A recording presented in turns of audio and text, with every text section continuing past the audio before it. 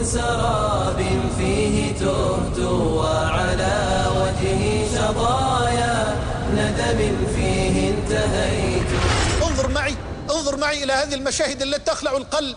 يحشر الناس يوم القيامة 3 أصناف: صنفا يحشر على قدميه، وترى صنفا آخر يحشر راكبا، وترى صنفا آخر يحشر وهو يمشي على وجهه. قيل يا رسول الله كيف يحشر على وجهه؟ يعني كيف يمشي على وجهه؟ فقال صلى الله عليه وسلم: أوليس الذي أمشاه في الدنيا على قدمين قادرا على أن يمشيه في الآخرة على وجهه؟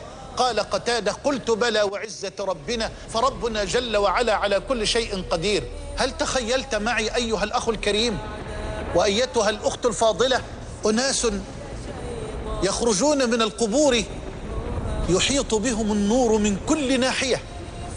الله أكبر! نور بين أيديهم ومن خلفهم وعن أيمانهم وعن شمائلهم، يوم لا يخزي الله النبي والذين آمنوا معه نورهم يسعى بين أيديهم وبأيمانهم يقولون ربنا أتمم لنا نورنا واغفر لنا إنك على كل شيء قدير. وفي الأثر الذي رواه الإمام أحمد في مسنده من حديث عبد الله بن مسعود رضي الله عنه قال: منهم من يكون نوره كالجبل، ومنهم من يكون نوره كالنخلة، ومنهم من يكون نوره كالرجل القائم، ومنهم من يكون نوره على إبهامه يوقد مرة وينطفئ مرة، ومنهم من تحيط الظلمة به من كل ناحية. قال الله جل وعلا: يوم يقول المنافقون والمنافقات للذين آمنوا انظرونا نقتبس من نوركم قيل ارجعوا وراءكم فالتمسوا نورا فضرب بينهم بسور له باب باطنه فيه الرحمة وظاهره من قبله العذاب.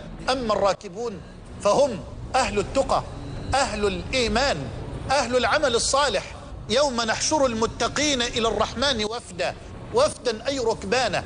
فالتقي لا يمشي على قدميه في أرض المحشر خطوة واحدة، بل يخرج من قبره فيرى ملائكة الله في انتظاره واستقباله قد أعدت له من ركائب الجنة والآخرة ما لا يعلم جماله وجلاله إلا الله.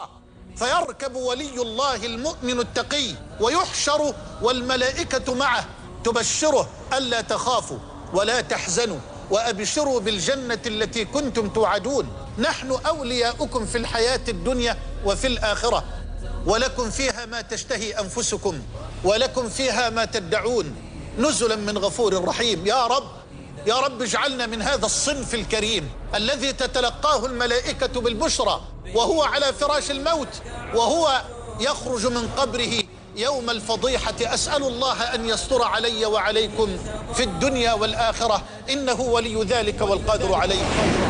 إني لك عدت من سراب فيه تهت